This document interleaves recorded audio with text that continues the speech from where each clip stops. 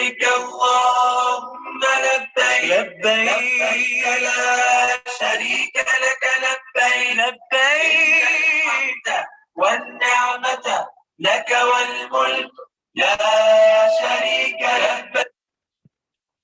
نحمده ونصلي على رسوله الكريم أما بعد فأعوذ بالله من الشيطان الرجيم بسم الله الرحمن الرحيم رب اشرح لي صدري ويسر لي أمري واحلل عقدة من لساني يفقهوا قولي. آج ہم اللہ تعالیٰ کے فضل و کرم سے پارہ نمبر 9 کا آغاز کریں گے. ایک چھوٹی سی حدیث کے ساتھ ہم اپنے پارے کا آغاز کرتے ہیں. حدیث میں آتا ہے وَأَنْ أَبِي سَعِيدٍ قَالَ قَالَ رَسُولُ اللَّهِ يَقُولُ الرَّبُّ تَبَارَكَ وَتَعَالَى. ابو سعید کہتے ہیں اللہ کے رسول صلی اللہ علیہ وسلم نے فرمایا اللہ تعالیٰ فرماتا ہے جس شخص کو قرآن مجید نے مجھ سے مانگنے سے مصروف رکھا میں اسے مانگنے والوں کو دی جانے والی چیزوں میں سے سب سے بہتر چیز دوں گا. کیا ہم اپنے شغل اپنی مصروفیات قرآن کے ساتھ رکھتے ہیں؟ کیونکہ یہاں پہ کیا کہا جا رہا ہے من شغلہ القرآن، جس شخص کو قرآن مجید نے مجھ سے مانگنے سے مصروف رکھا میں اسے مانگنے والے کو دی جانے والی چیزوں میں سب سے بہتر چیز دوں گا. اللہ تعالیٰ کے کلام کو باقی کلاموں پر ایسے ہی برتری حاصل ہے جیسے اللہ تعالیٰ کو اپنی مخلوق پر. تو اللہ تعالیٰ اس قرآن کے ساتھ ہمیں سیکھنے اور سکھانے والا اور ہماری مصروفیات اس کے ساتھ اتنی ہو جائیں کہ اللہ رب العزت ہمیں بن مانگے عطا کر دے. یعنی جو اپنے آپ کو قرآن میں اتنا مصروف رکھتا ہے کہ اس کے پاس وقت ہی نہیں ہے کہ وہ ہاتھ اٹھا کر دعا کرے تو اس کو اللہ تعالیٰ بن مانگے عطا کر دے گا. پارہ نمبر 9 کے اندر اگر آج ہم اس کے اہم پوائنٹس کو دیکھیں تو پارہ نمبر 9 کے اندر متکبر سردار کا ذکر کیا جا رہا ہے. متکبر سردار کون ہے؟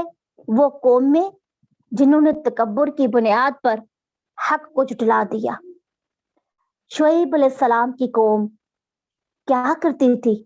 ماپ توڑ میں کمی کرتی تھی اور ان کے اسی عمل کی وجہ سے کیونکہ انہوں نے اپنے پیغمبر کی نصیحت کا کوئی اثر نہیں لیا تو نتیجہ ان پر کیا ہوا؟ ان کو زلزلے نے پکڑ لیا. پھر نمبر 2 اگر اس میں ہم دیکھیں اس پارہ کے اندر تو تنگی اور خوشحالی میں انسان کے ساتھ جو واقع اور حالات پیش آتے ہیں اور ان حالات میں تنگی اور خوشحالی میں کیا یہ انسان کا امتحان ہے؟ اس امتحان میں انسان کو کیا کرنا چاہیے؟ خوشی کے موقع پر اور غم کے موقع پر ہمارا رویہ کیا ہونا چاہیے؟ پھر اگر دیکھا جائے تو حالات امن بھی ایک امتحان ہے نا. امن میں ہوتے ہوئے ہم اللہ کو بھول جاتے ہیں جس کی پکڑ سخت ہو سکتی ہے. پھر اس پارہ کے اندر موسیٰ علیہ السلام کے معجزات کا ذکر کیا گیا. فرعون کے جادوگروں کا ذکر ملتا ہے. پھر اس پارہ میں ایک بڑی خوبصورت دعا سکھائی گئی کہ دین کے راستے میں آنے والی آزمائش کے وقت یہ دعا پڑھنی چاہیے کیونکہ دین کا راستہ بھی آزمائشوں سے ہی گزر کے آتا ہے. اور دعا کیا ہے؟ ربنا افرغ علینا صبرا وتوفنا مسلمین. پھر اس میں ہم بنی اسرائیل کی آزمائش یعنی فرعونیوں کا ذکر پڑھیں گے.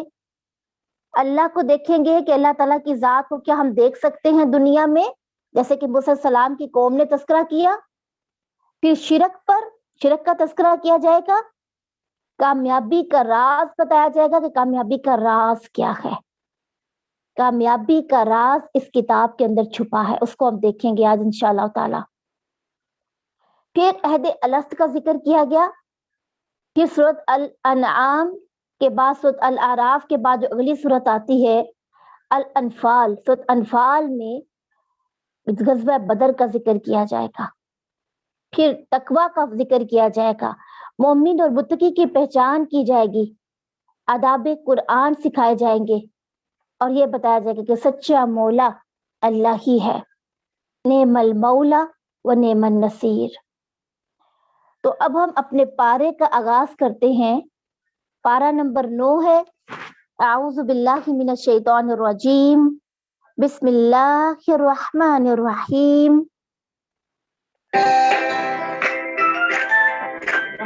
الذین استکبروا من قومہ لنخرجنک یا شعیب والذین آمنوا معک من قریتنا۔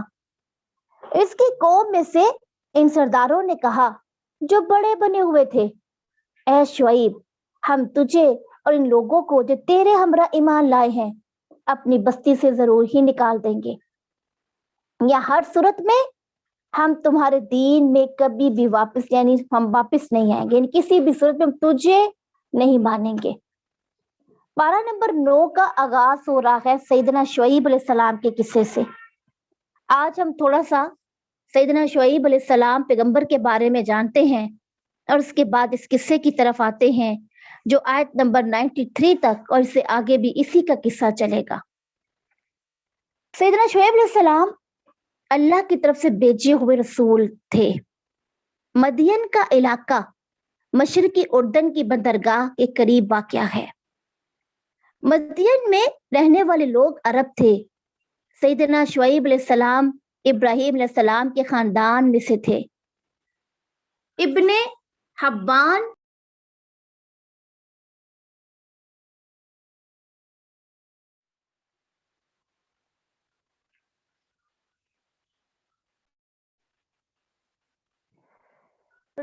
آج ہم جو پارہ کا جس کا ذکر کر رہے ہیں، پارہ نمبر 9 کے اندر سیدنا شعیب علیہ السلام کا تذکرہ آج ہم پڑھیں گے۔ سیدنا شعیب علیہ السلام پیغمبر رسول کس جگہ پر نبی بن کر آئے، اور اس کا تذکرہ انشاءاللہ تعالی ہم اس پارہ کے اندر دیکھیں گے۔ سیدنا شعیب علیہ السلام نبی اکرم صلی اللہ علیہ وسلم سے کافی عرصہ پہلے دنیا میں آئے، کس لیے؟ مدین کے علاقے میں لوگوں کی ہدایت کے لیے۔ مدین کا علاقہ مشرقی اردن کی بندرگاہ کے قریب واقع ہے۔ مدین میں رہنے والے لوگ عرب تھے۔ سیدنا شعیب علیہ السلام اور سیدنا ابراہیم علیہ السلام کے خاندان میں سے تھے۔ اللہ کے رسول صلی اللہ علیہ وسلم نے فرمایا 4 رسول عرب میں سے ہیں، ہود علیہ السلام، صالح علیہ السلام، شعیب علیہ السلام اور محمد رسول اللہ صلی اللہ علیہ وسلم۔ سیدنا شعیب علیہ السلام موسیٰ علیہ السلام کے سسر، اور سیدنا موسیٰ کے سسر سیدنا شعیب کا تعلق بھی اسی قبیلے سے ہے۔ سیدنا شعیب علیہ السلام کو اہل مدین کی طرف رسول بنا کر بھیجا گیا تھا۔ مدین کے علاقے میں رسول بن کر آئے۔ یہ قوم کرتی کیا تھی؟ یہ قوم شرک میں مبتلا تھی، اور اس کے ساتھ ساتھ ایک بددیانتی کا کام بھی کرتی۔ وہ کیا تھی کہ تجارت میں بددیانتی کی مرتکب تھی۔ مسافروں کو لوٹنا اس کا مشغلہ بن چکا تھا۔ ناپ تول میں کمی پیشی اس قوم کی عادت بن چکی تھی۔ سیدنا شعیب علیہ السلام نے ان لوگوں کو بہت سمجھایا، لیکن یہ قوم ٹس سے مس نہ ہوئی، اور بدستور اپنی جو ڈگر ہے اس پہ چلتی رہی۔ البتہ الٹا سیدنا شعیب سے اٹکیلیاں کرتی، مذاق اڑاتی اور ان کا کہنا نہ مانتی۔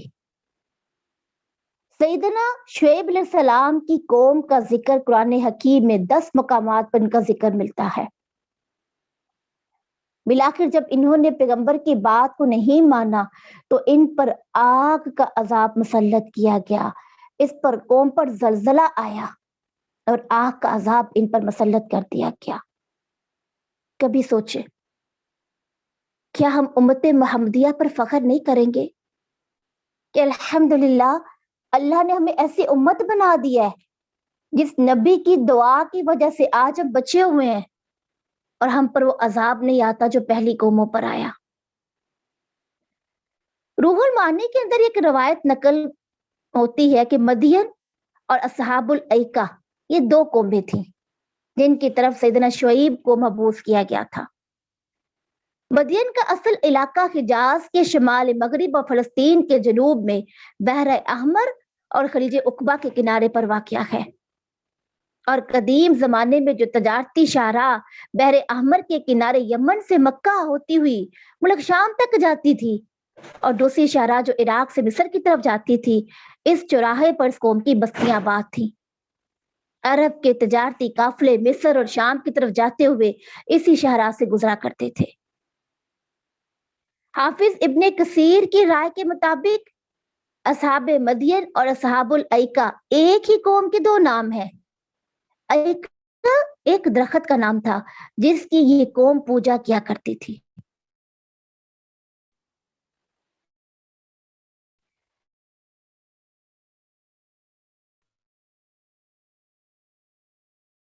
آبشاروں کی آب علاقہ سمجھا جاتا تھا۔ یہاں پھلوں اور میووں اور خوشبودار پھولوں کی بہتات تھی۔ اس علاقے میں بہت گھنے باغات اور سٹ سبز و شاداب لہریں اور کھیت تھے، اور یہ علاقہ ایک الگ ہی نظارہ دیا کرتا تھا۔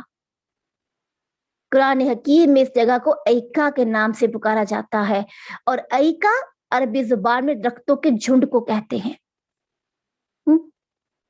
تو سورۃ الاعراف میں آج ہم اس کا تذکرہ دیکھتے ہیں، جس میں شعیب علیہ السلام کی قوم کو توحید کی دعوت دی گئی، جیسا کہ ہر نبی دیا کرتا ہے، مگر انہوں نے انکار کر دیا، بلکہ پیغمبر کو بد دعائیں دی، دھمکی دی، اور اللہ تعالیٰ نے ان کو ہلاک کیا۔ ہلاک کیسے کیا کہ ایک ایسی بارش بھیجی جس میں آگ کے شرارے تھے، اللہ اکبر، اور اس کے ساتھ آسمان سے چیخ کی آواز آئی اور ان کے قدموں تلے سے زمین نکل گئی اور ہلنے لگی، اور چیخ کے ساتھ وہ سب ہلاک ہو گئے، ان کے جسم ڈھیر ہو گئے، ان کا وجود، ان کا نام و نشان تک باقی نہیں رہا۔ یہ وہ قوم تھی جو تکبر کیا کرتی تھی۔ کیا آج ہم بھی تکبر کرتے ہیں؟ کیا آج بھی اصحاب الایکا کی طرح اللہ نے ہمیں بھی بہت ساری نعمتوں سے نہیں نوازا؟ کیا ہماری سرزمین بھی سرسبز و شاداب علاقہ پر منحصر نہیں ہے؟ کیا ہم بھی قوم شعیب کی طرح ماپ توڑ میں کمی نہیں کرتے؟ وہ ساری خصلتیں، وہ ساری برائیاں جو پہلی امتوں میں موجود ہوتی ہیں، وہ سب کی سب امت محمدیہ میں آ گئی، اور یہ قوم میرے نبی کو دھمکی دیتی، لیکن اللہ کو یہ پسند نہیں تھا نا۔ آج بھی جو اہل اللہ کے ساتھ یہ سلوک کرتا ہے، ان کو دھمکیاں دیتا ہے، ان کو اس کے راہ سے ہٹنے کو کہتا ہے، تو اہل اللہ کون ہوتے ہیں؟ اللہ والے، وہ اللہ کا اہل ہیں۔ تو اللہ کیا اس چیز کو برداشت کرے گا کہ اس کے بندوں کے ساتھ یہ سلوک کیا جائے؟ جب آسمان سے بارش کے ساتھ آگ کے انگارے اترے، ذرا سوچے، امیجن کرے، آسمان سے بارش اور آگ، کیا دونوں کا امتزاج ہو سکتا ہے؟ اللہ تعالیٰ تو کن کہتا ہے نا، اور کن کہہ کے سارے کام وہ کر دیتا ہے، اس کے لیے کوئی مشکل نہیں۔ اس قوم کو جب عذاب دیا گیا تو یہ قوم لاشوں کی لاشیں، ان کی ڈھیر ہو گیا ان کا جسم، کیونکہ تکبر اور کفر کی راہ نے ان کو تباہ و برباد کر دیا۔ اسی طرح نبی اکرم صلی اللہ علیہ وسلم نے غزوہ بدر میں کفار قریش کے مقتولین کو بھی خطاب کیا تھا نا۔ سیدنا انس بیان کرتے ہیں، اللہ کے رسول صلی اللہ علیہ وسلم نے غزوہ بدر کے دن کنویں میں گرے ہوئے مقتولین نے کفار قریش کو ملامت کرتے ہوئے فرمایا، اے ابو جہل بن ہشام، اے عتبہ بن ربیہ، اے شیبہ بن ربیہ، بھلا جو وعدہ تمہارے پروردگار نے تم سے کیا تھا، کیا تم نے اسے سچا پایا؟ تو سیدنا عمر کہنے لگے، اے اللہ کے رسول، کیا وہ سن رہے ہیں آپ کی بات؟ کیا وہ آپ کی بات کا جواب دیں گے؟ وہ تو مردہ ہے، وہ تو لاش ہے۔ تو آپ نے کہا، اس ذات کی قسم جس کے ہاتھ میں محمد کی جان ہے، میں ان سے جو بات کہہ رہا ہوں اسے تم ان کی نسبت زیادہ سننے والے نہیں ہو، لیکن وہ جواب دینے کی طاقت نہیں رکھتے۔ سن رہے ہیں؟ اسے پتا کیا چلتا ہے؟ جب حدیث میں آتا ہے نا، جب مردے کو قبر میں ڈالا جاتا ہے تو وہ اس کے قدموں کی آہٹ سنتا ہے اور اس وقت افسوس کرتا ہے کہ میرے پیارے مجھے اس مٹی کے ڈھیر میں چھوڑ کے جا رہے ہیں۔ شعیب علیہ السلام کی قوم کا تذکرہ پڑھتے ہوئے کیا ہمارا جسم کانپ رہا ہے کہ نہیں؟ کیا کب کبھی تاری ہوئی کہ وہ ساری خصلتیں آج ہم میں موجود، اور اللہ کی رحمت ہم پر اتنی خاص ہے کہ اللہ رب العزت ہمیں ان عذابوں سے محفوظ اور مامون رکھے ہوئے ہمیں مہلت دیتا چلا جاتا ہے۔ اور پھر آیت نمبر 94 میں کہا ارسلنا فی قریۃ من نبی الا اخذنا اہلہا بالبأساء والضراء لعلہم یضرعون۔ اور ہم نے کسی بستی میں کوئی نبی نہیں بھیجا مگر اس کے رہنے والوں کو تنگی اور تکلیف کے ساتھ پکڑا تاکہ وہ گر آئیں۔ بأسا کس تکلیف کو کہتے ہیں جو انسان کے بدن کو لاحق ہو جاتی ہے، یعنی بیماریاں، اور ذرا سے مراد فقر اور تنگ دستی ہے۔ مطلب یہ ہے کہ جس کسی بستی میں ہم نے رسول بھیجا انہوں نے اس کی تکذیب کی تو اس پاداش میں ہم نے ان کو بیماری اور محتاجی میں مبتلا کر دیا، جس سے مقصد یہ تھا کہ اللہ کی طرف رجوع کرے اور اس کی بارگاہ میں گڑ گڑائے، جیسا کہ سجدہ کے اندر بھی آتا ہے نا وَلَنُذِيقَنَّهُمْ مِنَ الْعَذَابِ الْأَدْنَى دُونَ الْعَذَابِ الْأَكْبَرِ لَعَلَّهُمْ يَرْجِعُونَ، اور یقیناً ہم انہیں قریب ترین عذاب کا کچھ حصہ سب سے بڑے عذاب سے پہلے ضرور چکھائیں گے تاکہ وہ پلٹ آئے۔ آج ہم پر بھی چھوٹی چھوٹی آزمائشیں، تکلیفیں آتی ہیں پلٹنے کے لیے، واپس آنے کے لیے، لیکن مومن کا معاملہ اس سے برعکس ہوتا ہے۔ مومن کیا کرتے ہیں؟ مومن کے معاملے کے بارے میں اللہ نے فرمایا مومن کا معاملہ بھی کتنا عجیب ہے۔ اس کو جب کوئی تکلیف پہنچتی ہے تو صبر کرتا ہے، اور جب کوئی اسودگی حاصل ہوتی ہے تو شکر بجا لاتا ہے، یعنی دونوں حالتوں میں اس کے لیے اجر ہے۔ تب ہم اپنے آپ کو چیک کریں کہ کیا ہم مومن ہیں؟ کیا ہم صبر کرنے والے ہیں تکلیف پہ اور اسودگی پہ، خوشحالی پہ، نعمتوں کے پانے پر شکر کرتے ہیں؟ اللہ تعالیٰ ہمیں شکر کرنے والا بنا دے، کیونکہ اللہ رب العزت کہتے ہیں فَأَخَذْنَاهُمْ بَغْتَةً وَهُمْ لَا يَشْعُرُونَ،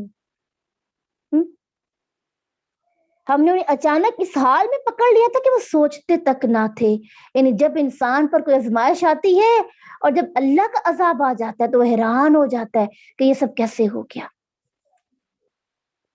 آیت نمبر 96 اور 97 میں آتا ہے وَلَوْ أَنَّ أَهْلَ الْقُرَىٰ آمَنُوا وَاتَّقُوا لَفَتَحْنَا عَلَيْهِمْ بَرَكَاتٍ، اور اگر واقعی بستیوں والے ایمان لے آتے اور بچ کر چلتے تو ہم ضرور ان پر آسمان اور زمین سے بہت سی برکتیں کھول دیتے، لیکن انہوں نے جھٹلایا، ہم نے انہیں اس کی وجہ سے پکڑ لیا جو وہ کمایا کرتے تھے۔ کیا کہا گیا؟ کہ ایمان اور تقوی ایسی چیز ہے کہ جس بستی کے لوگ اسے اپنا لیں تو ان پر اللہ تعالیٰ آسمان اور زمین کی برکتوں کے دروازے کھول دیتا ہے۔ اگر ہم بھی چاہتے ہیں کہ ہماری بستی میں خیر ہو، برکت ہو، تو ہم نے کیا عمل کرنا ہے؟ ایمان، تقوی۔ بس اوقات ایسا ہوتا ہے نا کہ ایک ہی علاقے کے بہت سارے لوگ بیمار ہو جاتے ہیں، ابھی پتا چلا کہ فلاں بیمار تھا، تھوڑے دنوں بعد پتا چلا کہ کسی اور کی بھی تکلیف بڑھ گئی، یا بستی والے میں بس اوقات ایسا ہوتا ہے کہ کوئی نہ کوئی نقصان، کبھی ایک گھر کو آگ لگی تو کبھی دوسرے کو، کبھی ایک گھر میں شارٹ سرکٹ ہوا بجلی کا تو کبھی دوسرے کے گھر، ایک ہی علاقے کے رہنے والے۔ پھر کبھی ایسا ہوتا ہے کہ ایک ہی گھر میں فوتگی ہوئی تو دوسرے کے گھر میں، ساتھ ساتھ گھروں میں، تو پھر کیا کریں؟ جب یہ منظر ایک ہی بستی میں رہنے والے، ایک ہی اہل علاقہ کے ساتھ ہو تو پھر معاملہ کیا کرنا ہے؟ ایمان اور تقوی کو اپنا لینا ہے. کیونکہ جس بستی کے لوگ ایمان اور تقوی کو اپنا لیں گے اس پر اللہ تعالیٰ آسمان اور زمین کی برکتوں کے دروازے کھول دیتا ہے. مطلب کیا ہے؟ یعنی حسب ضرورت انہیں آسمان سے بارش مہیا فرماتا ہے اور زمین اس سے سیراب ہو کر خوب پیداوار دیتی ہے. یعنی خوشحالی اور فراوانی ان کا مقدر بن جاتی ہے. اللہ ہمیں ایسی مصیبتوں سے ایسی آزمائش سے محفوظ و مامون رکھے.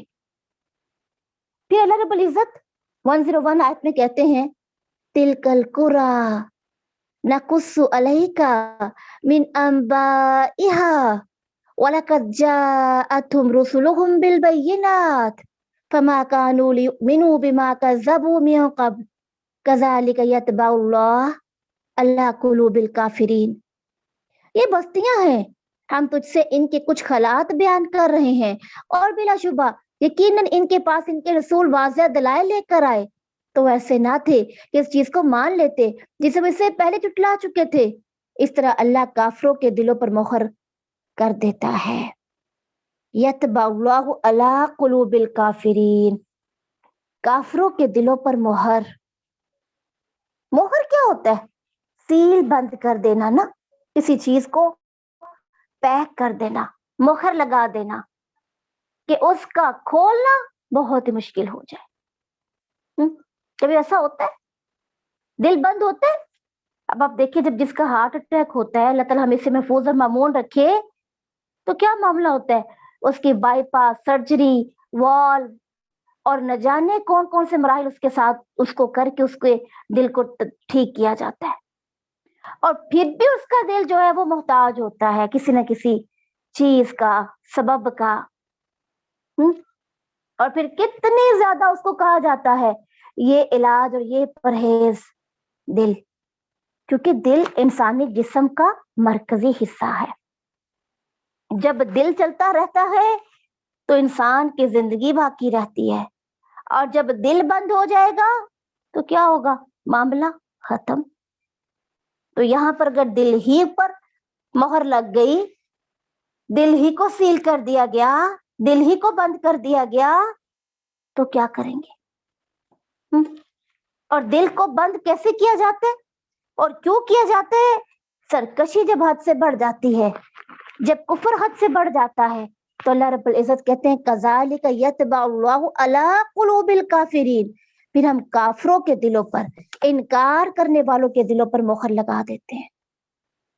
کبھی کبھی نا ہم پورا قرآن پڑھ لیتے ہیں، ہمارے سامنے قرآن کی آیات یوں دوڑ رہی ہوتی ہیں، لیکن کبھی بھی ہم نے سوچا کہ ہمارے دل پہ اثر کیوں نہیں ہوتا، ہمارا دل کیوں نہیں بدلتا؟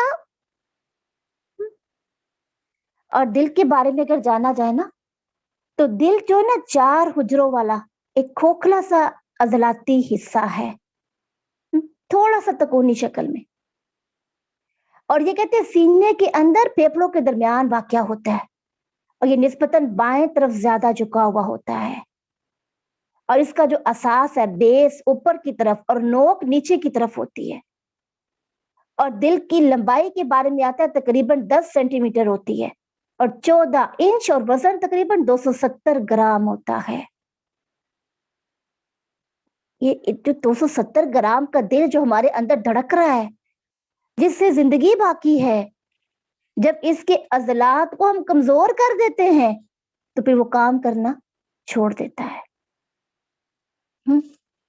یہ جو دل ہے یہ انسانی جسم کے اندر ایک بنیاد کا کام کرتا ہے. اور دل کی دھڑکن آپ دیکھیں، سائنس نے بھی تحقیق کیا نا، جب انسان گناہ کرتا ہے تو اس کا دل زور سے دھڑکنے لگتا ہے، اور جب وہ نیکی کرتا ہے تو دل نارمل انداز سے فیلنگ کے ساتھ اور روانگی کے ساتھ اور روح کے ساتھ چلتا رہتا ہے. عام طور پر دل 1 منٹ میں 72 مرتبہ دھڑکتا ہے، یعنی دل کا چکر ہوتا ہے 0.8 سیکنڈ پر پورا. اور جو چھوٹے دل ہوتے ہیں نا وہ زیادہ دھڑکتے ہیں، اور جو گناہوں والے دل ہوتے ہیں وہ بھی زیادہ دھڑکتے ہیں. बनिस्बत बड़े दिलों के बैरूनी और अंदरूनी तगैर तब्दीली के असर से दिल की धड़कन में कमी पेशी होती रहती है। आप कभी देखिए, जब कोई अचानक आपके पास आता है ना, आपको अचानक से डराता है, तो आपका दिल तेजी से धड़कने लगता है। कभी आपने कोई ऐसा ख्वाब देखा जो खिलाफे तवक्की खिलाफे वाकया था, आपका दिल तेजी से धड़कने लगता है। और अगर इस तेजी से धड़कते हुए दिल की आवाज को सुनना चाहें तो ये दिल मुख्तलिफ आवाजें भी देता है। इनको कहते हैं तब के अल्फाज से जाहिर किया जाता है। यानी पहली आवाज लब होती है जो हल्की मगर तवील होती है, और दूसरी आवाज DUP डिप की होती है जो मुख्तसिर मगर तेज होती है। ये दो ही आवाजें हैं बेटा, दिल की तीसरी आवाज नहीं होती। अगर किसी को दिल की तीसरी आवाज सुनाई भी दे तो वो मुख्तसिर होती है। बिल्कुल यही आवाज नफ्से मुतमइन्ना है जो इंसान के दिल के अंदर से आ रही होती है। Keep it up, you can do it, आगे बढ़ो, नेकी करो। और ये थोड़ी सी आवाज ना फिर गायब हो जाती है, और फिर बुराइयों का अंसर बसाकात इंसान पर गालिब आ जाता है। अगर हम दिल की बात ही कर रहे हैं, जैसे अल्लाह ताला यहाँ पे कह रहा है क्या नबी, तेरी कौम को, चाहे वो कौम नूह थी, कौम हूद है, कौम सालेह है, कौम लूत है, कौम शुएब है, हम ये किस्से तुम्हें क्यों सुना रहे हैं?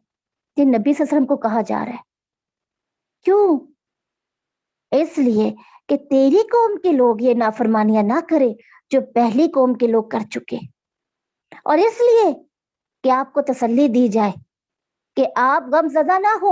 आपसे पहले जितनी भी कौमें गुजर चुकी हैं उन्होंने अपने पैगंबरों को झुठलाया। दिल मरकजी हैसियत रखता है ना। ये इतना अजायबात में से एक अजीब चीज है कि एक आदमी 70 साल अगर जिंदा रहता है ना तो दिल 4 खरब दफा धड़कता है। 4 खरब दफा। क्या कभी इसका बिल पे किया? दिया अल्लाह को इसका बिल? नहीं दिया ना। क्या इसके धड़कने की कैफियत को कभी नोट किया? और इस दौरान 10 करोड़ गैलन खून का खराज होता है। यानी दिल की 3 धड़कनों में 1 प्याली खून खारिज होता है, और सख्त मेहनत की जाए तो फी घंटा 14 बैरल खून खारिज हो जाता है। और अगर इसी दिल को हम सील कर दें, बंद कर दें, तो क्या मौत वाकई नहीं होगी? तो सील कब होगा? जब इनकार कर देंगे, जब हक बात को झुटलाएंगे। और कुरान मजीद में मुख्तलिफ जगहों पर इसका जिक्र किया गया दिल का। सूरत मुल्क के अंदर आता है, कुल हुवल्लज़ी अंशअकुम वजअल लकुमुस समअ वल अबसारा वल अफइदा कलीलन मा तशकुरून। आप कह दीजिए कि जिसने तुम्हें बनाया और तुम्हारे वास्ते कान, आंखें और दिल बनाए, लेकिन तुम बहुत कम शुक्र अदा करते हो।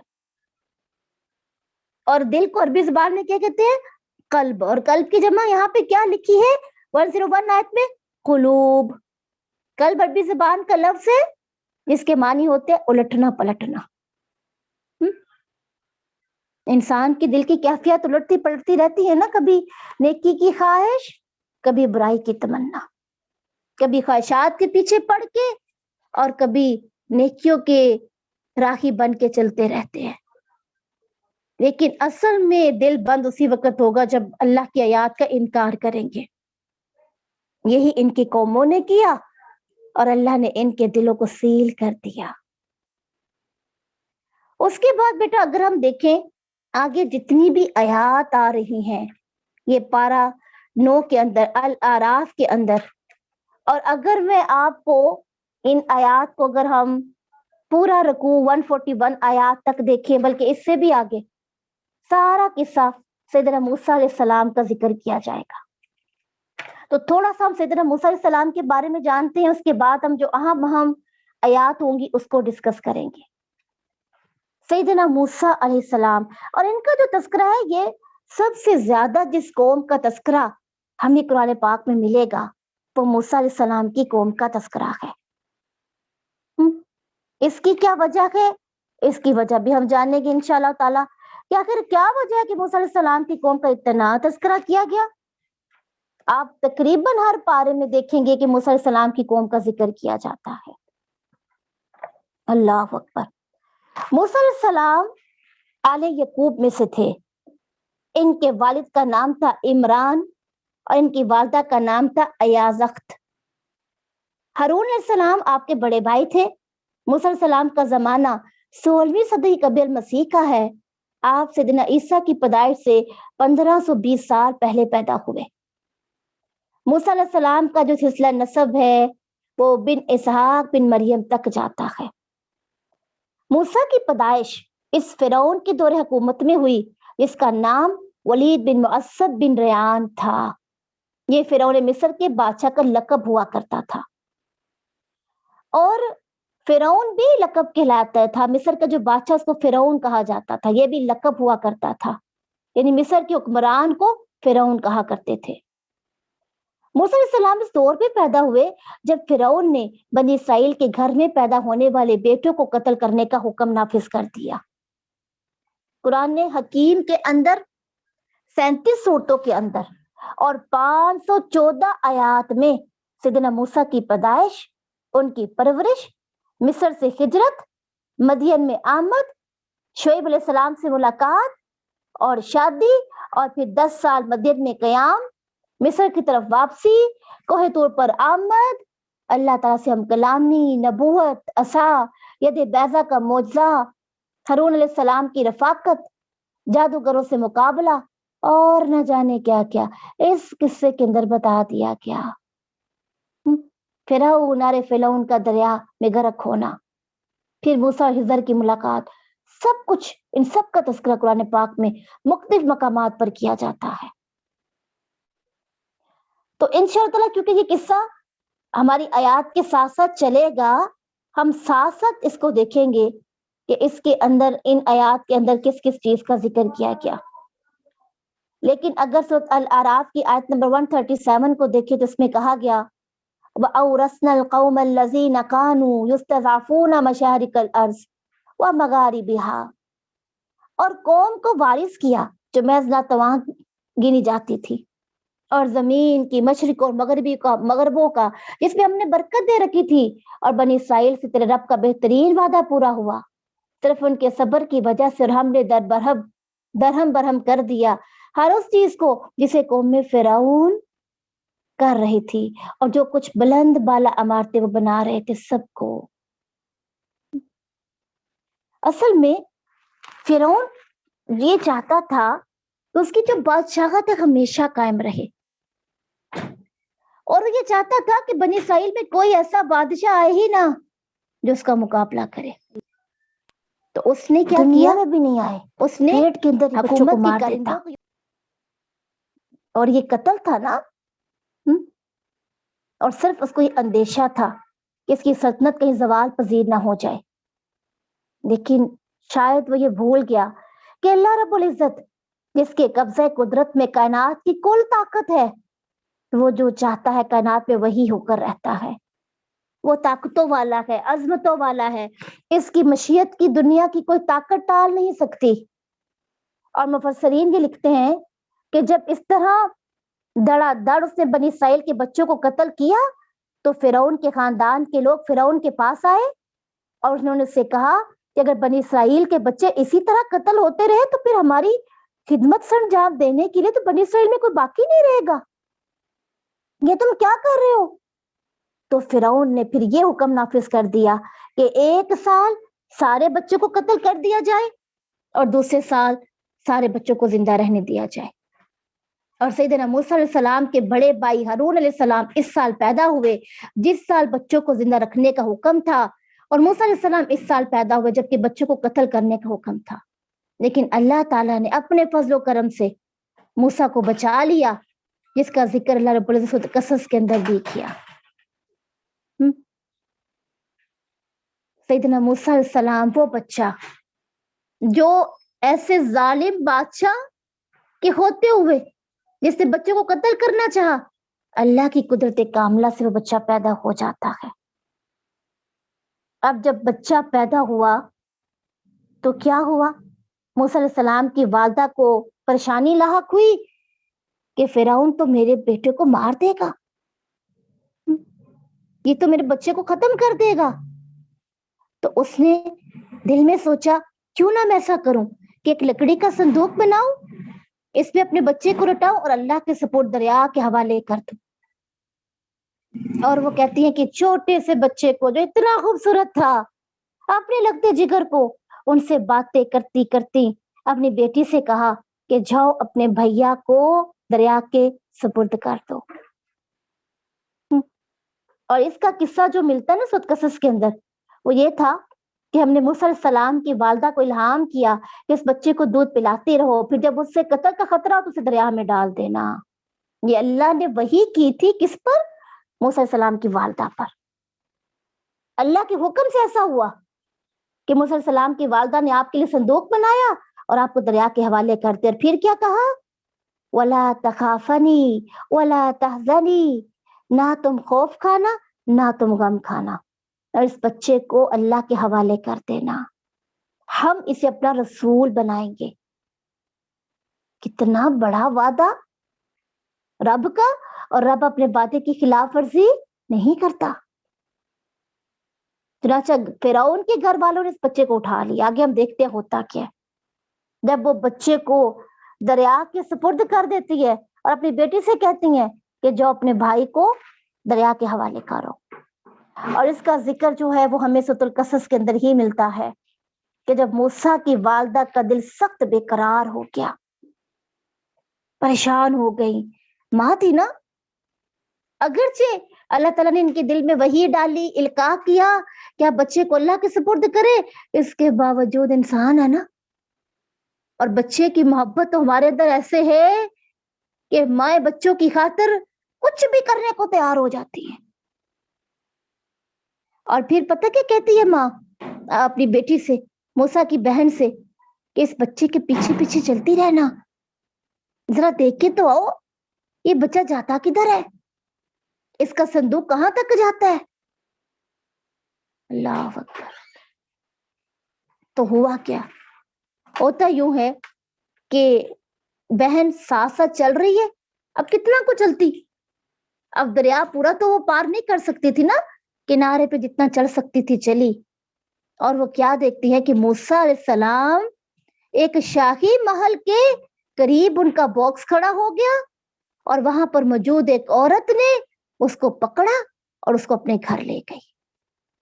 یہ کون عورت تھی جس کو موسیٰ علیہ السلام نے پکڑ لیا؟ یہ کون تھی؟ یہ فرعون کی بیوی تھی، آسیہ علیہ السلام. اللہ سبحانہ و تعالیٰ نے سیدنا موسیٰ کی پرورش کا اہتمام کدھر کیا تھا؟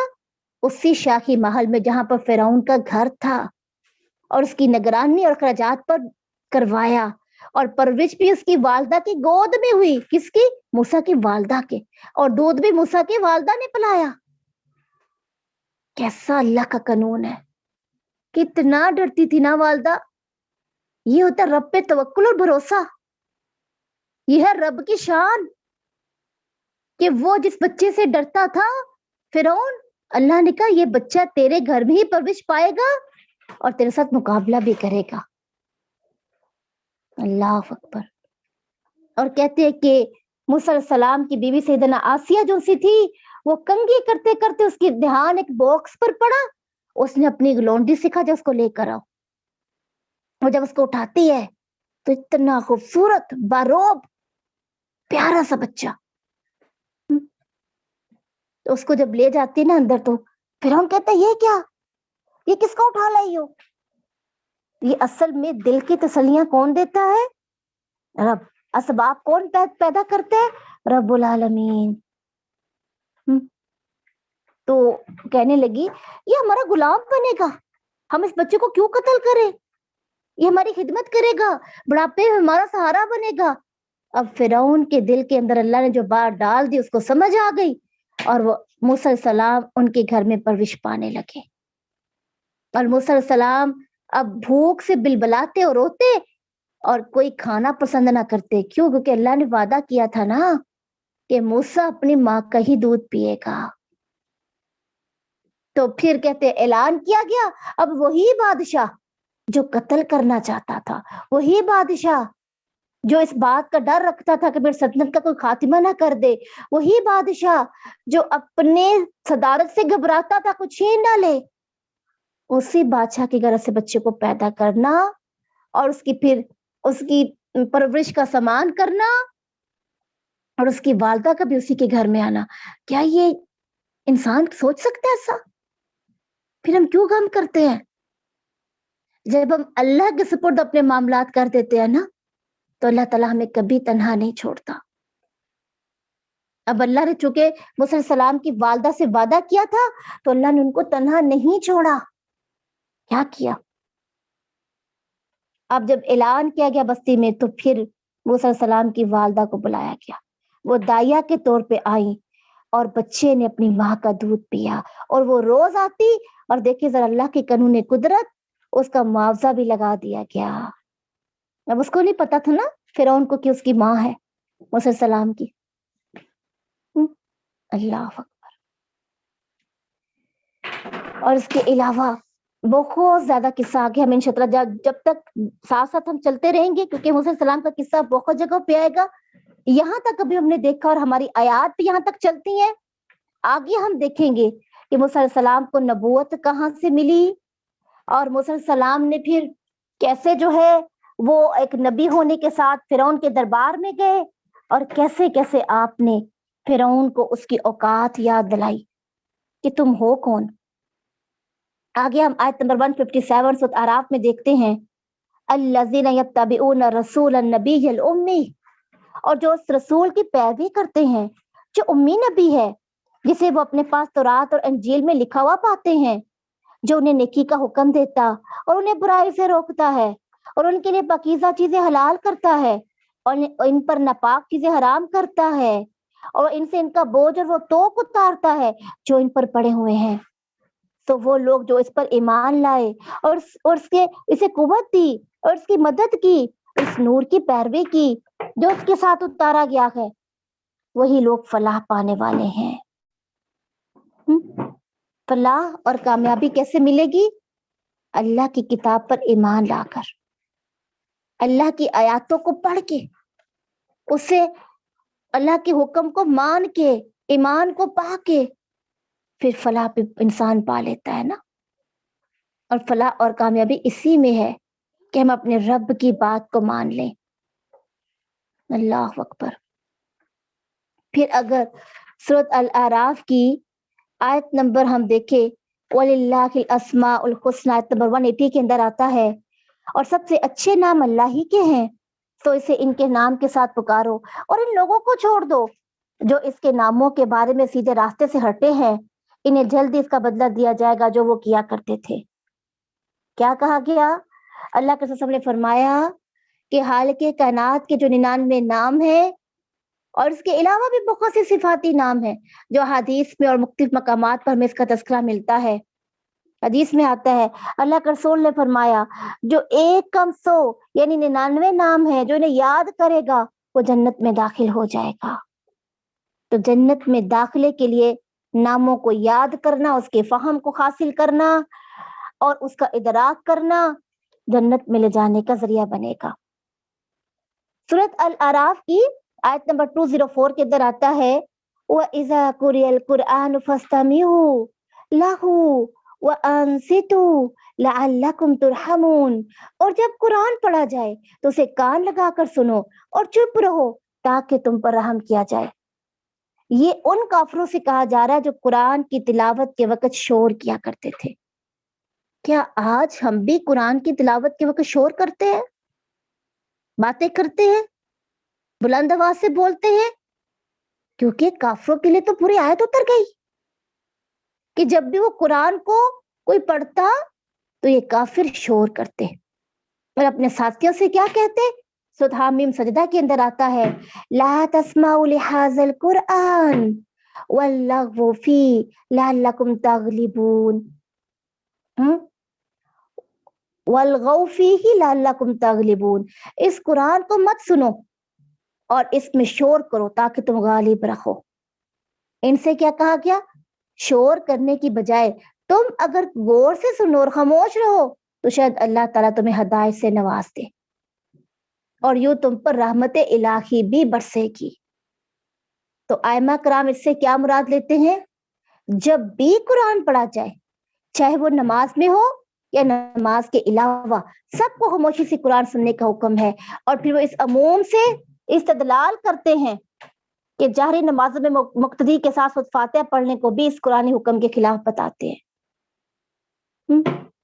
تو پھر یہ کیا کرتے تھے؟ جب قرآن پڑھا جاتا تھا تو کافر سیٹیاں بجاتے، تالیاں بجاتے، شور کرتے. اصل میں ان کو نا ایک یہ تھا کہ اگر قرآن کو انہوں نے سن لیا نا تو یہ دل پہ اثر کرنے والی کتاب ہے نا، تو کہیں ہمارے دل نہ بدل جائیں. سیدنا عبادہ بن صامت کہتے ہیں کہ ہم فجر میں رسول اللہ صلی اللہ علیہ وسلم کے پیچھے تھے، آپ نے قرات شروع فرما دی مگر وہ آپ پر بھاری ہو گئی، یعنی آپ اس کو روا نہ رکھ سکے. جب آپ فارغ ہو تو آپ نے فرمایا شاید تم لوگ بھی امام کے پیچھے قرات کرتے رہے. ہم نے کہا جی ہاں اے اللہ کے رسول، ہم جلدی جلدی پڑھتے ہیں. آپ نے فرمایا سوائے فاتحہ کے امام کے پیچھے کچھ نہ پڑھا کرو، کیونکہ جو سے یعنی فاتحہ کو نہ پڑھے گا اس کی نماز نہیں، یعنی باقی قرات کو تم خاموشی سے سنو. اب تراویح میں بھی جب قاری جو ہے قرآن پڑھتا ہے تو پھر خاموشی سے سنا جاتا ہے نا. پھر آیت نمبر 205 میں کہا گیا وَاذْكُرْ رَبَّكَ فِي نَفْسِكَ تَضَرُّعًا وَخِيفَةً وَدُونَ الْجَهْرِ مِنَ الْقَوْلِ بِالْغُدُوِّ وَالْآصَالِ وَلَا تَكُن مِنَ الْغَافِلِينَ. اور اپنے رب کو اپنے دل میں عاجزی سے اور خوف سے اور بلند آواز کے بغیر الفاظ سے صبح و شام یاد کرو اور غافلوں میں سے نہ ہو جاؤ. یہاں پہ کس چیز کا حکم دیا جا رہا ہے؟ یہاں پہ 5 نمازوں کی فرضیت کا حکم دیا گیا نا، 5 نمازوں کا حکم یہاں پہ دیا گیا. اور یہ کہتے ہیں یہ حکم 5 نمازوں کی فرضیت سے پہلے کا ہے. اس وقت مسلمانوں کو یہ حکم تھا کہ صبح شام اللہ کو یاد کیا کرو. اور نمازوں کی فرضیت کے بعد اس آیت کا حکم باقی رہ گیا، اگرچہ خطاب نبی صلی اللہ علیہ وسلم کو ہے لیکن اس میں تمام مسلمانوں کو یہ حکم دیا گیا ہے. اور کیا بتایا گیا ہے؟ ذکر الہی کے آداب. اس کے اندر ذکر الہی کے آداب سکھائے گئے ہیں. پہلا ادب کیا بتایا گیا ہے ذکر الہی کا؟ کہ بندہ اپنے رب کو دل سے یاد کر سکتا ہے، دل کے اندر. یعنی اگر دل غافل ہے اور زبان چل رہی ہے تو اسے ذکر الہی نہیں کہیں گے. ہمارا دل ایسا ہی نہیں ہوتا. زبان پر ہم تسبیح پر تسبیح کرتے ہیں زبان سے، اور لمبی لمبی باتیں قرات اور قرآن پہ قرآن، لیکن دل اس لذت سے خالی ہے، دل اس محبت سے ناشنا ہے جو محبت ہمیں قرآن دیتا ہے. تو یہاں پہ کیا کہا جا رہا؟ ادب سکھایا جا رہا ذکر کرنے کا، کہ ذکر تم جو کر رہے ہو تو پھر کیا کرو؟ دل کے ساتھ بھی ذکر کرو. زبان اگر چل رہی ہے تو دل اس سے غافل نہ ہو، اللہ کو چھپ کے یاد کرو. ذکر الہی یہ نہیں ہے کہ صرف زبان سے سبحان اللہ کہہ دینا. اور پھر کیا کہا؟ ریاکاری بھی نہ ہو، اخلاص کے ساتھ اللہ کے قریب جاؤ، اللہ کی حضور گریہ زاری کرو، یعنی رو کے دعا مانگو، اپنے گناہوں کا اعتراف کرو. اللہ کا خوف اور اس کی خشیت دل پر طاری ہونی چاہیے. اور اتنا بلند نہ بولو جیسے کسی کو روب سے ہم بلاتے ہیں نا، بہت اونچی آواز سے بات کرنا، درمیانہ لہجہ ہو. اور ذکر صبح و شام جاری کرو. اور جو صبح و شام اللہ کے ذکر میں کو رکھتا ہے نا، جاری رکھتا ہے اپنی زبان پر، ذکر میں قرآن بھی ہے اور نماز بھی ہے، تسبیحات بھی ہیں، وہ کبھی بھی اللہ کی یاد سے غافل نہیں ہوگا. وَلَا تَكُن مِّنَ الْغَافِلِينَ، وہ کبھی بھی غافلوں میں سے نہیں لکھا جائے گا. ابو موسیٰ اشعری کہتے ہیں کہ ہم ایک سفر میں اللہ کے رسول صلی اللہ علیہ وسلم کے ساتھ تھے. ہم لوگوں نے اونچی آواز میں اللہ تعالیٰ کو پکارنا شروع کر دیا تو نبی اکرم صلی اللہ علیہ وسلم نے کہا لوگوں اطمینان اور سکون اختیار کرو، بے شک تم کسی بہرے یا غائب کو نہیں پکار رہے ہو بلکہ تم اسے پکارتے ہو جو سننے والا اور قریب ہے. پھر ابو قتادہ بیان کرتے ہیں کہ ایک رات نبی اکرم صلی اللہ علیہ وسلم گھر سے نکلے تو کیا دیکھتے ہیں کہ ابو بکر نماز پڑھ رہے تھے اور ان کی آواز بہت پست تھی، یعنی ہلکی آواز تھی۔ پھر آپ عمر بن خطاب کے پاس سے گزرے، وہ بھی نماز پڑھ رہے تھے اور ان کی آواز زیادہ بلند تھی۔ پھر جب دونوں نبی کے پاس جمع ہوئے تو آپ نے فرمایا ابو بکر میں تمہارے پاس سے گزرا تو تم نماز پڑھ رہے تھے اور تمہاری آواز پست تھی، اور ابو بکر نے کہا اللہ کے رسول میں جس سے باتیں کر رہا تھا نا وہ اسے سن رہا تھا۔ پھر آپ نے عمر سے کہا میں تمہارے پاس سے گزرا تو تم نماز پڑھ رہے تھے اور تمہاری آواز بلند تھی۔ عمر نے کہا میں سونے والوں کو جگا رہا تھا اور شیطان کو بھگا رہا تھا۔ تو اللہ کے رسول نے فرمایا اے ابو بکر تم نے اپنی آواز کو تھوڑا سا بلند کیا کرو، اور عمر سے فرمایا تم اپنی آواز کو تھوڑا پست کر لیا کرو، یعنی درمیانی آواز میں رب کو پکارو۔ پھر آیت نمبر 206 میں کہا گیا ان الذین عند ربکم لا یستکبرون عن عبادتی ویسبحونہ ولہ یسجدون، بے شک جو لوگ تیرے رب کے پاس ہیں وہ اس کی عبادت سے تکبر نہیں کرتے اور اس کی تسبیح کرتے ہیں اور اسی کو سجدہ کرتے ہیں۔ یعنی عبادت جب انسان کرتا ہے نا تو عبادت کا اثر یہ ہوتا ہے انسان کی ذات پر کہ وہ تکبر سے بچ جاتا ہے نا۔ اور فرشتوں کے بارے میں کیا آتا ہے وہ تکبر نہیں کرتے، ان کے اندر خشوع عاجزی ہوتی ہے۔ اور شیطان نے وَلَهُ يَسْجُدُونَ تکبر ہی کی بنا پر سجدے سے انکار کر دیا تھا۔ آگے ہم دیکھتے ہیں سورۃ الانفال، يَسْأَلُونَكَ عَنِ الْأَنْفَالِ قُلِ الْأَنْفَالُ لِلَّهِ وَالرَّسُولِ فَاتَّقُوا اللَّهَ وَأَصْلِحُوا ذَاتَ بَيْنِكُمْ وَأَطِيعُوا اللَّهَ وَرَسُولَهُ إِن كُنتُم مُؤْمِنِينَ۔ اور وہ تجھ سے غنیمتوں کے بارے میں پوچھتے ہیں، کہہ دے غنیمتیں اللہ اور اس کے رسول کے لیے ہیں، سو اللہ سے ڈرو اور اپنے آپس کے تعلقات درست کر لو اور اللہ اور اس کے رسول کا حکم مانو اگر تم مومن ہو۔ انفال کس کو کہتے ہیں؟ نفل۔ نفل کس کو کہتے ہیں؟ زائد چیز۔ انفال نفل، اس سے کیا مراد ہے؟ یہ لفظ کئی معنوں میں استعمال ہوتا ہے الانفال۔ نمبر 1 مال غنیمت۔ مال غنیمت کیا ہوتا ہے؟ غنیمت، مال غنیمت سے مراد جہاد کے موقع پر، جنگ کے موقع پر جب مسلمان جیت جاتا ہے، فتح یاب ہوتا ہے، تو اس کے بعد اس کو جو کافر جو مال چھوڑ کے نکل جاتے ہیں، بھاگ جاتے ہیں، تو وہ مال مسلمانوں کو بطور تحفہ دے دیا جاتا ہے۔ حالانکہ جہاد کا اصل مقصد کیا ہے؟ ثواب اور حصول جنت۔ تو غنیمت پھر کیا ہو گئی؟ نفل کس کو کہتے ہیں؟ زائد چیز کو۔ تو غنیمت ایک زائد چیز ہے، ٹھیک ہے۔ پھر نمبر 2 امیر جب کسی خاص کارنامے پر غنیمت کے حصے سے زائد کسی انعام کا اعلان کر دے کہ دینا چاہے تو یہ بھی نفل ہے۔ پھر اگر دیکھیں تو یہ جو نفل ہے، جو سورۃ انفال ہے، جو غنیمت کا مال ہے، جو مسلمانوں کو کافروں کے ساتھ جنگ کے بعد ملا، یہ ان کو بطور انعام اور ہدیہ دیا جاتا ہے۔ تو یہاں پر پھر حصے مقرر کر دیے گئے کہ اللہ کے رسول کا اتنا حصہ اور مجاہدین کا اتنا حصہ، اور سب کو ان کے حصے دینے کے بعد کیا کہا گیا؟ فَاتَّقُوا اللَّهَ وَأَصْلِحُوا ذَاتَ بَيْنِكُمْ، اللہ سے ڈرتے رہو آپس کے معاملات میں۔ وَأَطِيعُوا اللَّهَ وَرَسُولَهُ إِن كُنتُم مُؤْمِنِينَ، اور اللہ اور اس کے رسول کی اطاعت کرو اگر تم مومن ہو۔ یعنی غنیمت کا مال تقسیم کرتے وقت بھی اللہ کے رسول کی اجازت کے بغیر اس مال کو تقسیم نہ کرو، اور نہ اس میں سے کوئی چیز تم اللہ کے رسول کی اجازت کے بغیر لو۔ پھر آگے آیت نمبر 2 کے اندر سورۃ انفال پارہ نمبر 8 میں کہا گیا انما المؤمنون الذين اذا ذكر الله وجلت قلوبهم واذا تليت عليهم اياته زادتهم ایمانا وعلى ربهم يتوکلون۔ دراصل مومن تو وہی ہیں کہ جب اللہ کا ذکر کیا جائے تو ان کے دل ڈر جاتے ہیں۔ کیا ہمارا دل ڈر رہا ہے؟ اپنے آپ کو چیک کرے۔ پھر دل کا ذکر کیا گیا، ابھی پیچھے ہم نے دل کے بارے میں جانا اور پھر دل کا۔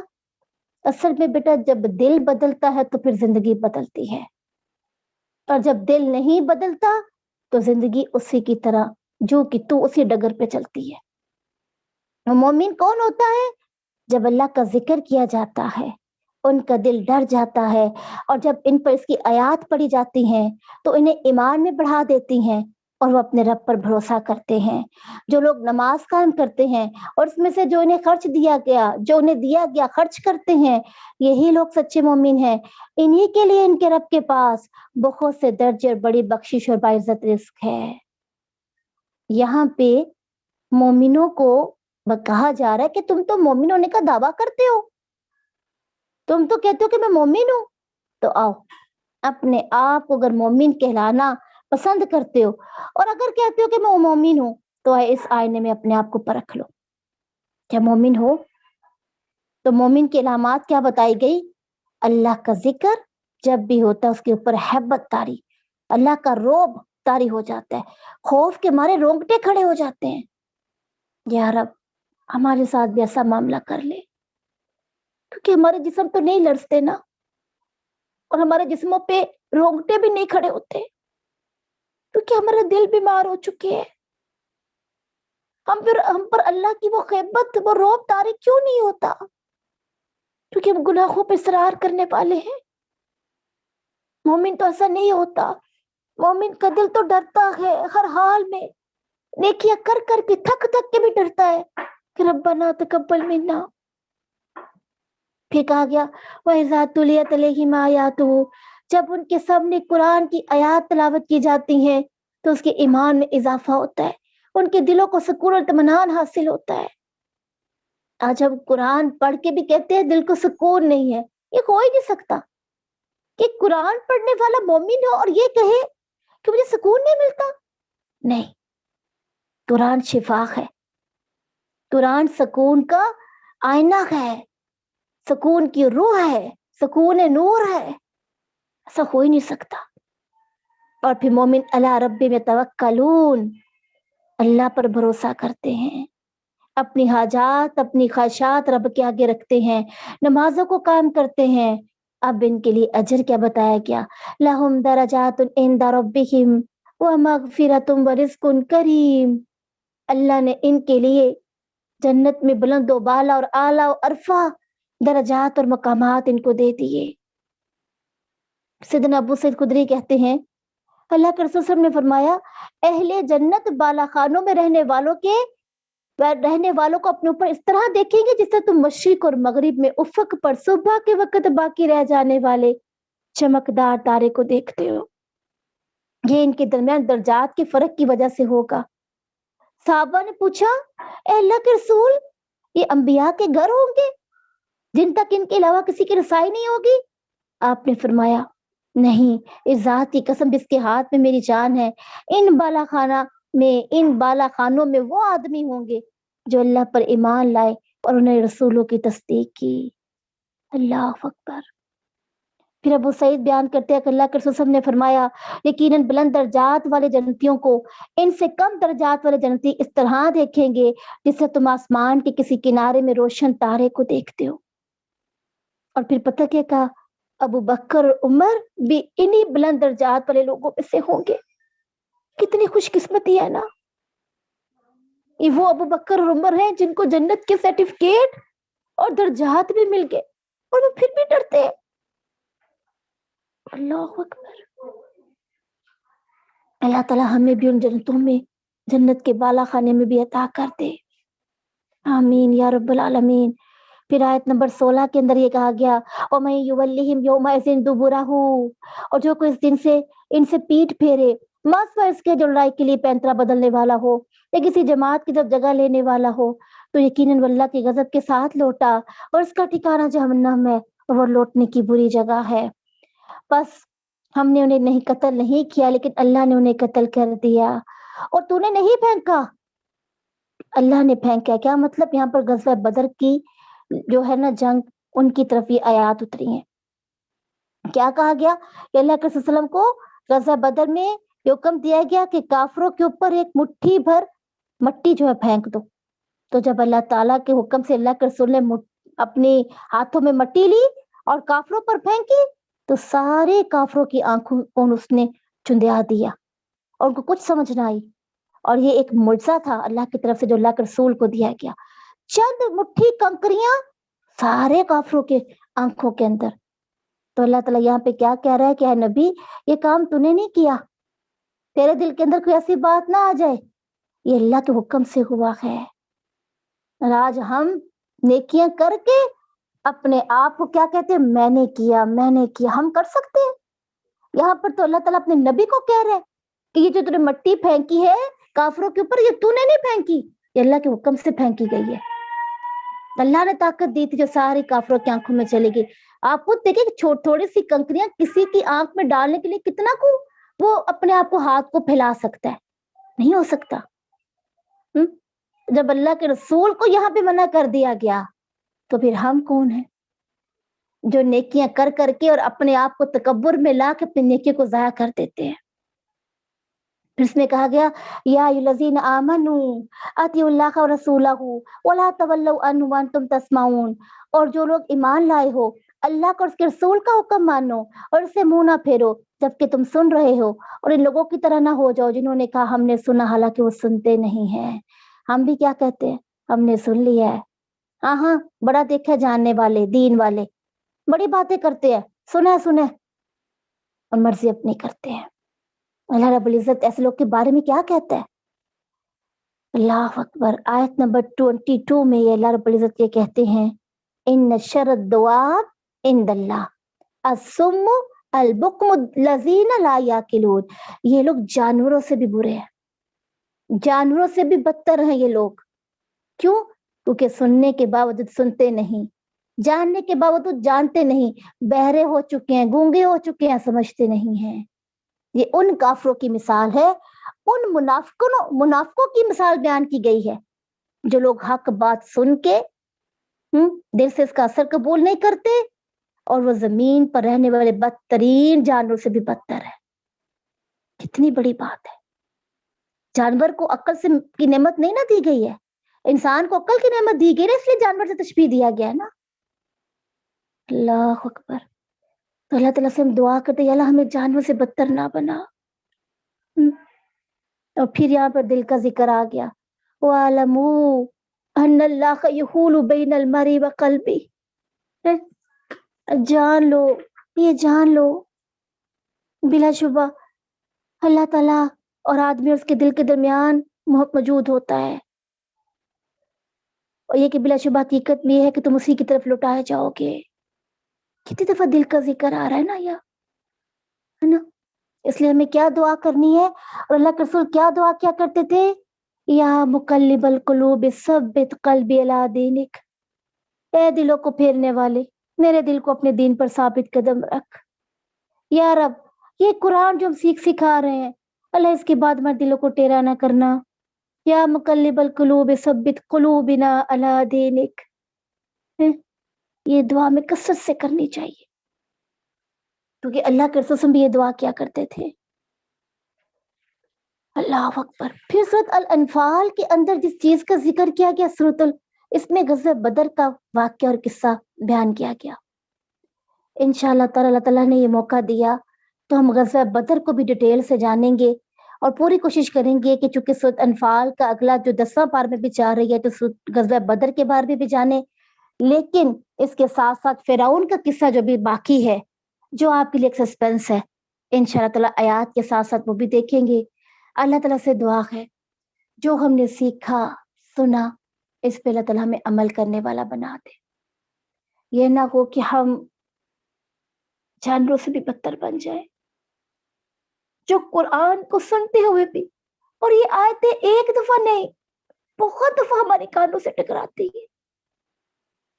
اور ایک جگہ پہ یہ بھی کہا گیا نا کہ جو قرآن کی آیات کا انکار کرتا ہے اس کتے سے بھی برتر ہے, اس کتے سے بھی برتر ہے جو کفر کرنے والا, جو آیات کا انکار کرنے والا ہے. کتا تو نجس ہے نا, تو اللہ کے ساتھ انکار کرنے والے کو کتے سے تشبیہ دی گئی. آیت نمبر 177 کے اندر 176 کے اندر آتا ہے فَمَثَلُهُ كَمَثَلِ الْقَلْبِ إِن تَحْمِلْ عَلَيْهِ يَلْخَصْ أَوْ تَتْرُكْهُ يَلْحَث ذَلِكَ مَثَلُ الْقَوْمِ الَّذِينَ كَذَّبُوا بِآيَاتِنَا. اللہ اکبر. یلخص سے مراد ہوتا ہے تھکاوٹ یا پیاس, گرمی کی وجہ سے جب کتا اپنی زبان کو باقی نکالتا اس کو یلخص بولتے ہیں, اور جب کوئی جانور اس پر حملہ کر دیتا ہے تو وہ دوڑتا ہے اور پیاس اور گرمی کی وجہ سے ہانپتا ہے. اللہ اکبر. لیکن یہاں پہ کیا کہا گیا؟ جو دنیا کی حرص کی وجہ سے اللہ کی آیات کو جھٹلا دیتا ہے اس کی مثال اس کتے کی سی ہے. اگر وہ اپنے علم کے مطابق اللہ کی آیات پر ایمان لاتا اور عمل کرتا، اپنی ضروریات اور خواہشات کو اللہ اور اس کے رسول کے مطابق حلال تک محدود کر لیتا، ہر قسم کی حرص اور فکر سے آزاد کر لیتا، اللہ کی بندگی میں اپنے آپ کو دے دیتا، دین کی تعلیم اور تعلم میں صرف کر لیتا، تو چین اطمینان اس کی زندگی کا حصہ ہوتے. لیکن اس نے اپنے آپ کو رب سے دور کر لیا اور اس کی مثال ایسے جیسے اس کتے کی طرح ہانپتا پھرتا ہے، اس دنیا کی خاطر دوڑ لگاتا ہے. اس دنیا نے اس کو کچھ نہیں دینا. فَمَثَلُهُ كَمَثَلِ الْكَلْبِ إِن تَحْمِلْ عَلَيْهِ يَلْهَثْ أَوْ تَتْرُكْهُ يَلْهَثْ. لیکن اگلی آیت میں تسلی دے دی گئی، مَن يَهْدِ اللَّهُ فَهُوَ الْمُهْتَدِي وَمَن يُضْلِلْ فَأُولَٰئِكَ هُمُ الْخَاسِرُونَ. جسے اللہ ہدایت دے سو وہی ہدایت پانے والا ہے، اور جسے اللہ گمراہ کر دے سو خسارہ اٹھانے والا ہے. کتنی بڑی بات ہے بیٹا. یہ وہ آیت تھی جس نے میری زندگی کو بدل دیا. دورہ قرآن سے جب میں نے اپنے آغاز کیا تھا نا، اس آیت نے مجھے مجبور کیا تھا کہ میں قرآن کو سیکھوں. کہ کیا ہم کتے سے بھی برتر ہو جائیں گے اگر ہم اللہ کی آیات کا انکار کریں گے؟ تو نہیں، ہم نہیں بننا چاہتے نا ایسا. ہم انسان ہیں، ہم عزت اور تکریم کا باعث ہے، ہم آدم کی اولاد ہیں، ہم بدتر جانور نہیں ہیں، اور ہمیں نہیں بننا، اپنے شیطان کی پیروی نہیں کرنی ہے. ربی انی اعوذ بک من ہمزات الشیاطین واعوذ بک ربی ان یحضرون. یا رب ہمیں شیطانی وسوسوں سے بچا لے، شیطان کی شرارتوں سے بچا لے. اللہ اکبر. اور پھر ایک جگہ اللہ رب العزت کہتے ہیں کہ بس اوقات انسان تدبیریں کرتا ہے نا. اور غزوہ بدر میں بھی ایسا ہوا کہ ایک تدبیر کافر کرتے تھے اور ایک تدبیر اللہ، اور اللہ کی تدبیر غالب ہو کر رہتی تھی. وَيَمْكُرُونَ وَيَمْكُرُ اللَّهُ وَاللَّهُ خَيْرُ الْمَاكِرِينَ. انسان اپنی تدبیر کرے، اللہ کے فیصلے، اللہ اپنی تدبیروں کے ساتھ، اپنی شان کے ساتھ اپنے بندے کے ساتھ ہوگا.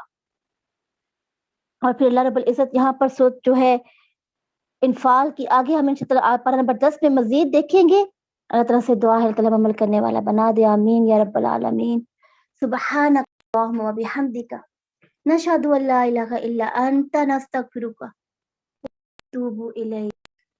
السلام علیکم ورحمۃ اللہ وبرکاتہ.